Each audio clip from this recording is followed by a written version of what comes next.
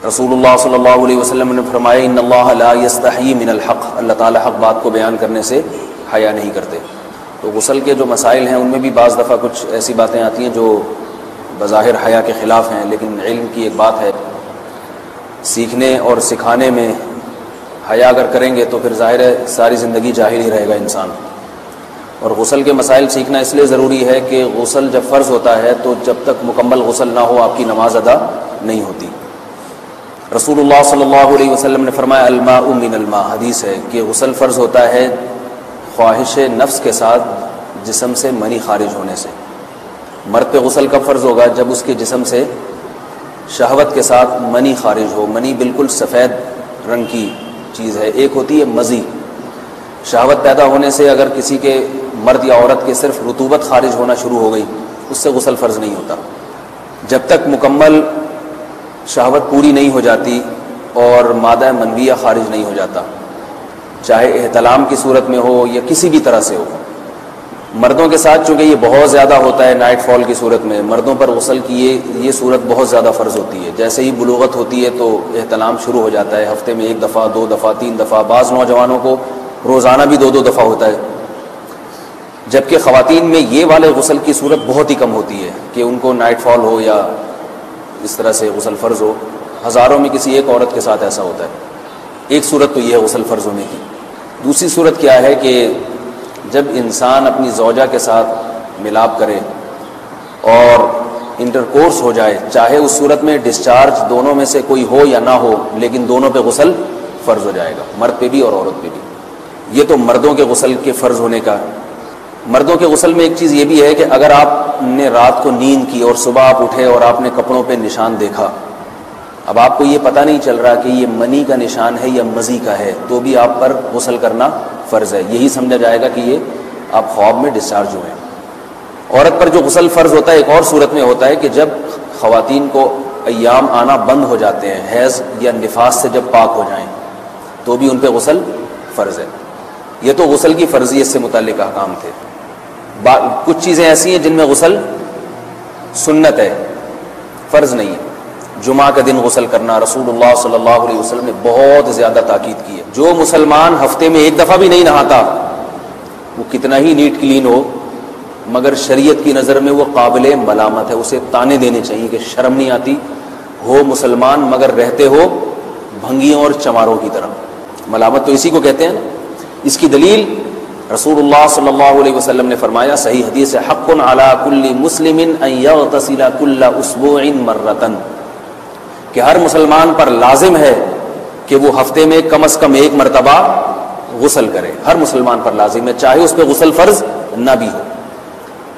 اور کس دن بہتر ہے؟ جمعہ کے دن۔ نبی صلی اللہ علیہ وسلم نے حکم دیا ہے کہ جمعے کے دن غسل کیا جائے۔ امام احمد ابن حنبل کا مذہب یہ ہے کہ جمعے کے دن غسل کرنا واجب ہے، صرف سنت نہیں ہے بلکہ واجب ہے، لیکن جمہور کا مذہب یہ ہے کہ سنت عمل ہے۔ غیر مسلم جب اسلام قبول کرتا ہے تو اس وقت بھی اس کے لیے غسل کرنا سنت ہے۔ جب ہم مردے کو نہلاتے ہیں تو جو مردے کو نہلائے اس کے لیے بھی خود غسل کرنا افضل ہے، سنت عمل ہے۔ عید کے دن غسل کرنا سنت عمل ہے۔ تو یہ وہ تمام مواقع ہیں جن میں غسل کرنا رسول اللہ صلی اللہ علیہ وسلم کی سنت ہے۔ غسل میں 3 چیزیں فرض ہیں: منہ بھر کے قلی کرنا، ناک میں پانی ڈالنا کہ ناک کی جو نرم جگہ ہے یہ اچھی طرح تر ہو جائے، اور پورے جسم پہ 1 مرتبہ پانی بہا دینا کہ جسم میں بال کے برابر جگہ بھی خشک نہ رہے۔ یہ تو ہے فرض، یعنی یہ کام کسی نے کسی بھی طرح سے کر لیا تو غسل ادا ہو جائے گا، چاہے اس کی نیت غسل کی تھی یا نہیں تھی۔ کوئی آدمی چلتا ہوا جا رہا ہے، پھسل کے تالاب میں گر گیا، پورے غوطے کھا کے باہر نکلا، قلی کر لے اور ناک میں پانی ڈال لے تو غسل اس کا ادا ہو جائے گا۔ البتہ چونکہ نیت نہیں تھی لہذا غسل کا ثواب نہیں ملے گا، ثواب نیت کے بغیر نہیں ملتا انسان کو۔ دلائل اس کے الگ موضوع ہے کہ اس کی دلیل کیا ہے کہ بغیر نیت کے بھی غسل ہو جاتا ہے، لیکن میں نے بتایا دلائل کا سیشن نہیں ہے، اس میں پھر بات لمبی ہو جائے گی۔ تو یہ تو ہے فرض، پورے جسم پہ پانی بہانا، کلی اور ناک میں پانی۔ سنت طریقہ کیا ہے؟ رسول اللہ صلی اللہ علیہ وسلم غسل کیسے کرتے تھے؟ سنت طریقہ جس پہ جو اختیار کرنا چاہیے وہ طریقہ یہ ہے کہ جب آپ غسل کے لیے بیٹھیں تو سب سے پہلے وہ جگہ دھوئیں جہاں نجاست اور ناپاکی لگی ہوئی ہے۔ نائٹ فال ہوا، کسی کو احتلام ہوا، تو جہاں جہاں گندگی لگی ہے پہلے اس جگہ کو دھوئیں، استنجا کریں، شرمگاہ کو دھوئیں اچھی طرح، سمجھ رہے بات کو. اس کے بعد ہاتھ دھوئیں اور مکمل وضو کریں جیسے ہم عام حالات میں وضو کرتے ہیں. مکمل وضو کرنے کے بعد دائیں کندھے پہ پانی ڈالا، لیفٹ سائڈ پہ پانی ڈالا. پہلے زمانے میں تو چلو سے غسل ہوتا تھا، ہاتھ دھو لیے تو اب چلو سے پانی لے کے یہاں ڈالا جا رہا ہے، چلو سے پانی لے کے یہاں ڈالا جا رہا ہے، پورے جسم پہ ملا جا رہا ہے، اور چلو سے پانی لے کے 3 دفعہ سر پہ ڈالا جا رہا ہے. تو آج کل چلو ولو تو ہے نہیں، شاور کے نیچے جا کے کھڑے ہو جاتے ہیں. تو اس میں یہ کہ شاور کھولے اس میں کھڑے ہو جائیں، سارے چلو اس میں خود بخود ہی ہو جائیں گے، پورے جسم پہ پانی بہہ جائے گا. نبی صلی اللہ علیہ وسلم کے دور میں یہ جدید چیزیں نہیں تھیں، شیمپو اور صابن. تو آپ صلی اللہ علیہ وسلم بیری کے پتوں سے غسل کی ترغیب دیا کرتے تھے. بیری کے پتوں کو اگر پانی میں پکایا جائے تو پانی میں میل کچیل صاف کرنے کی صلاحیت بہت بڑھ جاتی ہے.